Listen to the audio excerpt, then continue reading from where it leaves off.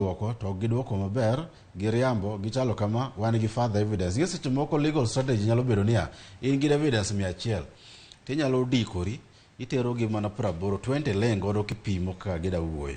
Ka giduoko ne to bacha bicha kiledho ineno mar buogo gi. Mawang no timre ka moro miwacho ni mar higa mar 2013 mano kane William Tunga e ogai mar doho ma pacho ka. Kendo koro kano chopo giko ka kweth mandalo cha ne an kod ka irango kide ka koro ka koro wacho ni ne wan gi moko mano biro go to wacho koro ma obiro moleo gima ber ne wang ni gigi ne rules kendo in idhi adhiya ka inga modonjne kada inga modonjo tidhi rules ting'iyo ni rule wacho kama mabe gik midhi wache court koro ken gik moko matindo tindo mani kia ng'a moko file ang'o kia ng'e ne file ang'o ji ong'e gima timo to gin rules ma ntiere everywhere.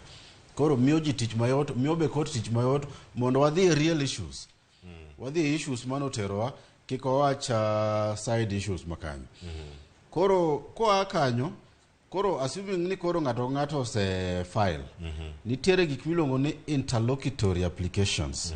Kata wawacho gi dholuo mateng' ni nitiere kwayo matindo tindo.